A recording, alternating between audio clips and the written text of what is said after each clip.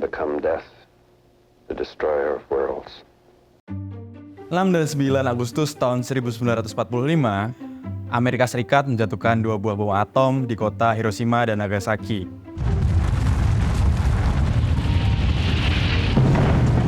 Peristiwa ditemukannya bom atom ini serta penjatuhan bom atom ini adalah titik baru dari sejarah peradaban umat manusia. Dan kini manusia memiliki senjata pemusnah massal yang sangat membahayakan peradabannya sendiri, guys. Nah, setelah Perang Dunia Kedua ini, keberadaan senjata ini juga sangat berpengaruh bagi perkembangan sejarah dan politik di dunia.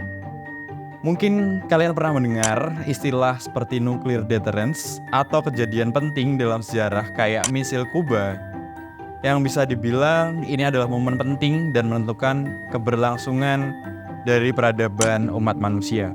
Pertanyaannya yang muncul dari diri kita dan mungkin kita penasaran, siapa sih sebenarnya sosok yang bertanggung jawab atas penemuan bom atom ini? Sosoknya adalah Bapak Julius Robert Oppenheimer, hingga dirinya dijuluki sebagai Bapak Bom Atom Dunia. Lah, terus apa kaitannya Einstein dengan Bapak Oppenheimer ini? Dia memang terinspirasi dari teori dari Albert Einstein, namun Oppenheimer lah yang sanggup untuk mewujudkan teori tersebut menjadi sebuah bom atom.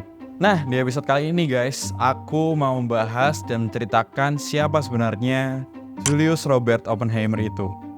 Sama kayak Albert Einstein, Oppenheimer memiliki latar belakang keluarga Yahudi Jerman. Ayahnya bernama Julius Seligman Oppenheimer, yang merupakan imigran Yahudi, dan ayahnya datang ke Amerika Serikat tahun 1888 dan bekerja di perusahaan tekstil dari keluarganya itu sendiri. Dan ibunya, Ella Friedman, adalah seorang seniman berlatar belakang Jerman. Oppenheimer lahir di New York City tanggal 22 April tahun 1904. Ia menunjukkan ketertarikannya ke ilmu natural science saat ia mulai mengumpulkan mineral di Jerman. Karena kepintarannya, ia diterima di Harvard University, dan setelah selesai di Harvard, ia melanjutkan studinya di Cambridge, dan ia mendapatkan gelar doktor di tahun 1927. Yang sangat menakjubkan mengingat ia masih berusia 23 tahun, tapi ia sudah menempuh pendidikan S3 guys. Oppenheimer lalu mulai karirnya sebagai peneliti saat ia kembali ke Berkeley pada tahun 1929. Pada dekade ketiga, banyak peristiwa di dunia yang membuat penelitian nuklir menjadi sangat diperhatikan. Naiknya Adolf Hitler menjadi seorang diktator di Jerman, perang saudara Spanyol serta terobosan di dunia nuklir seperti penelitian Otto Hahn membuat banyak ilmuwan sadar bahwa setiap negara, khususnya negara maju, kelak akan berlomba untuk menemukan suatu senjata baru, yakni senjata nuklir. Nah, sebelum rivalnya bisa menemukan, Oppenheimer ini sudah menemukan duluan. Dan Oppenheimer sangat jarang memperhatikan politik. Namun karena besarnya berita perlakuan Nazi ke kaum Yahudi dan banyak temannya dari circle komunis, akhirnya ia mulai memperhatikan dan bahkan pernah menyumbang sejumlah uang untuk perjuangan kaum loyalis pada waktu itu di Spanyol. Istri dari Oppenheimer, yaitu Catherine, adalah anggota dari Partai Komunis Amerika dan mantan istri dari pejuang di Perang Saudara Spanyol. Perang Dunia Kedua pun akhirnya pecah dengan invasi Jerman Polandia, Amerika Serikat, dan sekutu utamanya yakni Inggris. Semakin menggalakkan proyek-proyek senjata nuklir, akhirnya Oppenheimer dipanggil untuk ikut proyek ini, dan pada akhirnya pada tahun 1941, tepat sehari sebelum perang atau serangan Pearl Harbor, yakni pada 6 Desember 1941, proyek senjata nuklir ini kemudian dikenal sebagai Manhattan Project pada pertengahan 1942.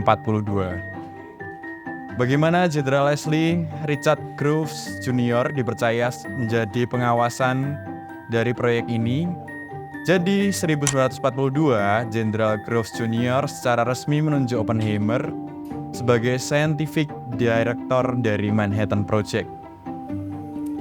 Lalu Oppenheimer menyarankan Groves menjadikan Los Alamos, New Mexico sebagai tempat dari Manhattan Project ini. Meskipun awalnya tempat pemilihan tempat tersebut sangat diragukan, namun Groves terbukti sangat tepat memberikan Oppenheimer sebagai Scientific Director.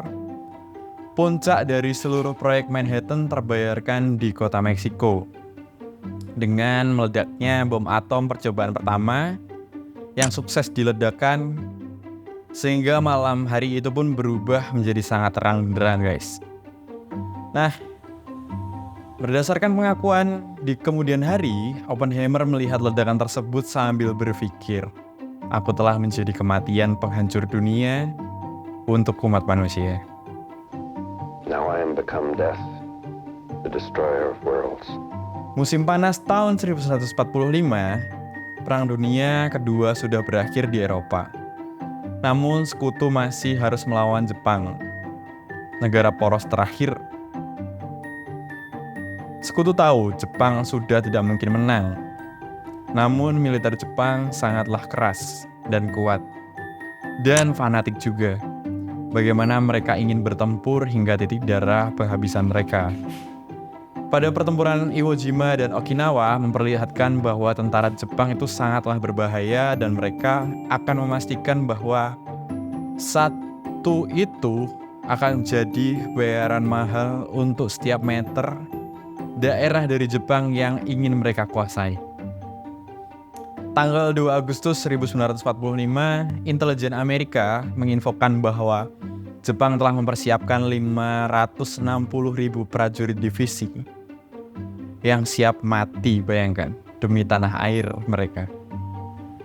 Presiden Perumahan pun sebenarnya sudah mengantisipasi hal ini dan ingin menjadikan sebuah alternatif dibandingkan mengirim pasukan Amerika. Di saat yang sama, China Kuomintang, sekutu Amerika Serikat itu berada di Asia dan berhasil menahan sebagian pasukan Jepang. Mereka membantu Amerika Serikat menerapkan strategi island hopping sambil mengurangi korban jiwa di pihak sekutu. Juli 1945, Amerika Serikat hanya memiliki 2 buah bom atom aktif. Yang awalnya kota Kyoto dipilih sebagai target, namun batal karena kota tersebut memiliki banyak bangunan bersejarah yang punya nilai sejarah yang tak ternilai. Akhirnya, Hiroshima dan Kokura lah yang dipilih sekutu menjadi tempat sasaran bom atom pertama. Dan bom atom pertama yang dijatuhkan rencana pada tanggal 9 Agustus di Hiroshima, sedangkan bom atom kedua malah dijatuhkan di Nagasaki tanggal 9 Agustus. Karena cuaca di Kokura saat itu sangatlah buruk.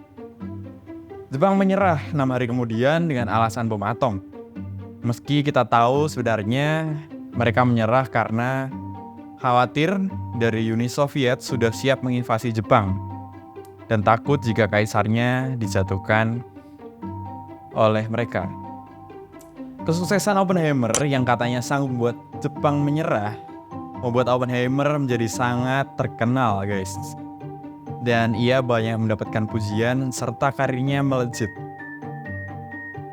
Setelah itu, setelah menjadi konsultan politik ranah nuklir, ia bahkan disebut sebagai bapak dari bom atom.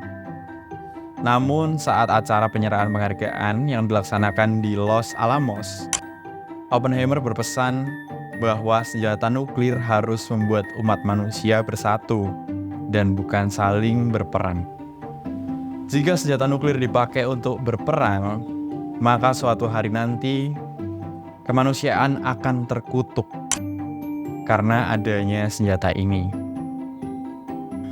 Bahkan di Perang Dunia Kedua pun sudah banyak korban jiwa berjatuhan, dan pengeboman Hiroshima Nagasaki adalah peringatan bom atom bahwa seluruh umat manusia harus bersatu ke depannya. Kalimat Oppenheimer ini sangatlah merefleksikan kondisi dunia politik sekarang. Dengan adanya senjata nuklir, peperangan harus dilakukan dengan hati-hati dan nggak semata-mata diumumkan secara frontal seperti zaman dulu. Seperti kata-kata yang dikutip, si vis pacem parabellum, yang berarti jika ingin damai, bersiaplah untuk menghadapi perang. Nah, secara dunia global, negara-negara di dunia seperti Uni Soviet, Korea Utara, Amerika Serikat, Cina, dan Pakistan, dan lain-lain, sebenarnya mereka memiliki senjata nuklir ini, guys. Namun, senjata nuklir ini bukan untuk digunakan berperang, melainkan hanya untuk daya tawar-menawar dalam perundingan saat terjadi suatu krisis. Seperti contohnya misil Kuba. Yang merupakan konsep yang dikenal sebagai nuclear deterrence, bagaimana senjata ini mengubah banyak aspek di dunia. Dan zaman peradaban modern setelah Perang Dunia Kedua selesai, Oppenheimer tetap bekerja sebagai peneliti, di mana ia terpilih menjadi ketua umum komite dari masalah nuklir. Terlepas dari itu, dia juga aktif dalam perjuangan perdamaian antara Uni Soviet dan Amerika.